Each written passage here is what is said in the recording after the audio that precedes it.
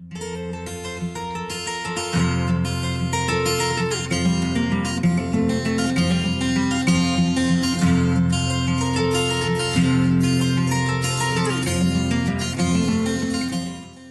in Indiana, there's already a law that prevents same-sex couples from getting married. But this goes further. This would be an amendment, a state constitutional amendment. And it's very hard to remove an amendment once it's put in place. So basically, they're saying that only a man and a woman can get married. And then the second sentence says that anything similar would not be legal either. So that would include domestic partnerships, civil unions. So that affects the straight community because there's a lot of couples who live together on a long-term basis who aren't legally married. And that would affect them. That would affect seniors in that same type of situation.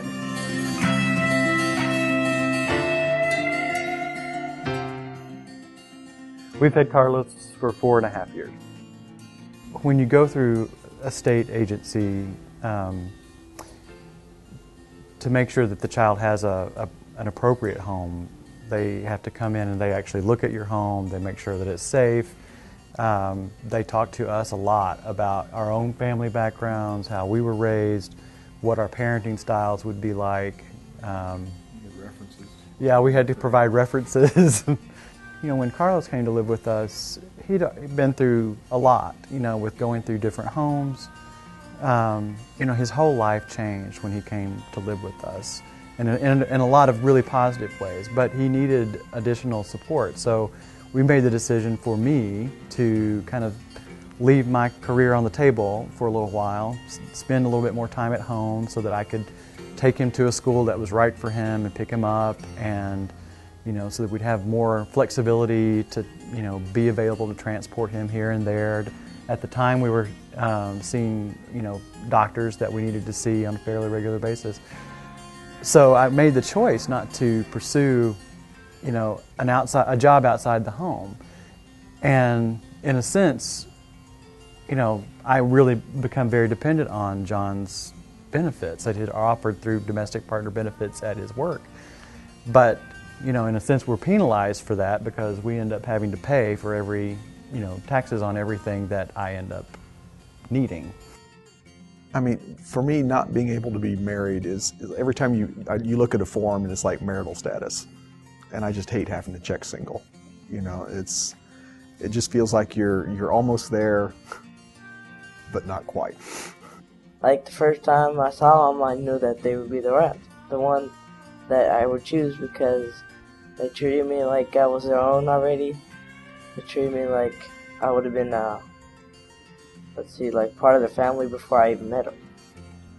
You know, I've lived in Indiana since 1998, and I've lived in 2 other states that have passed constitutional amendments against gay marriage. And I really feel like Indiana is smarter than that. I don't think, you know, Indiana is the kind of state that would be willing to actually use the Constitution to restrict rights. You know, the Constitution are designed to, you know, increase rights and make sure that equality happens, not to actually make things less equal. And so I don't know, it just doesn't seem like a very Hoosier thing to do. They're not weird or anything. They're the same as just regular couples. Like, I haven't changed or anything since I was little. I haven't changed anything. I still have my own beliefs, like I'm Catholic Christian. I still agree with them. I love them. It's like they take care of me, and they make good food and everything. I'm living the life.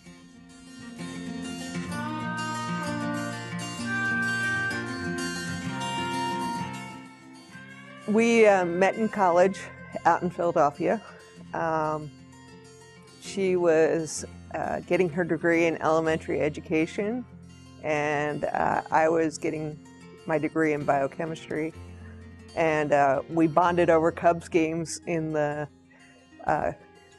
lounge downstairs. We would watch the Cubs games on the big screen, and we were friends for a couple years, and then we became a couple. and we've been together 22 years. 22. And 4 years ago, just about 4 years ago, we eloped to Iowa and got married. My view of marriage is it's a committed, loving relationship. That's how I view marriage. It's a monogamous, religious, committed relationship. Between two consenting adults. Between two consenting adults. I get really upset with when the religion part comes in, and now they're trying to say, well, it's not really religious. Well, yes, it is, because you go to the definition of marriage, and usually you fall back to religion. I'm a minister. I have a Catholic spine, I say, because I grew up Catholic. I respect freedom of religion. If your religion feels that our marriage is somehow sinful or an abomination, if that's your religious belief, I am not about to change anybody's religious belief. But when you try to make your religious belief into law, that's a whole nother ballgame for me. I don't want anyone's religion, any religion, to dictate, what goes on in any state. So when our lawmakers try to make one view of religion or one view of Christianity or whatever into law, that's just alarming. That should alarm every citizen. What they want to add to the Constitution has a line in there that anything resembling marriage. So even our domestic partner benefits, which we have right now from Lily, is really important to us because her job doesn't have health care, they would be invalid.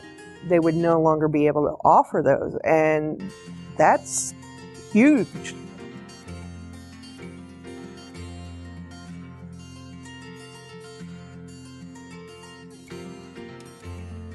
I think that when you have a family and people build a life together, they should have legal protections. And you shouldn't deny that to certain people. It's not good. It's not good for the people involved. It's not good for their children.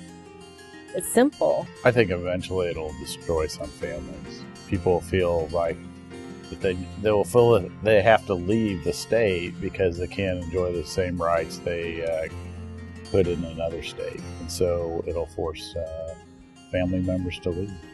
Yeah, and I agree with that too. I think that our economy would do better if we recognize same-sex marriage and that people deserve equal protection under the law and marriage equality. I mean, we look at some of the high-tech industries the legislature likes to talk so much about. You're not going to grow. Right. Yeah, you're not going to attract talent and grow if you take a whole segment of the population and make them feel like they're not welcome here or wanted here, or they're not going to be treated fairly here.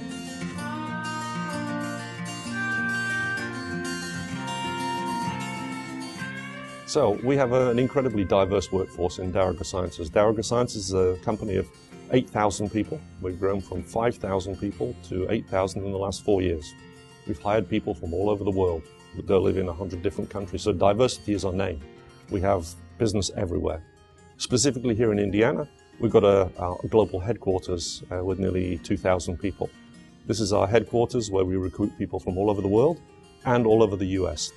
So we want diversity. Diversity of thought is a business enabler for us, and really mean that. That's where we bring innovation, that's where we bring different solutions for the agricultural world. And that's what we are doing.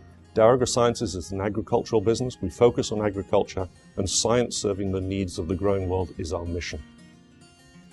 We want the same rights for everybody in the company. We want to offer the same programs to everybody so that we can attract the best talent that we can to come and work for Dow AgroSciences.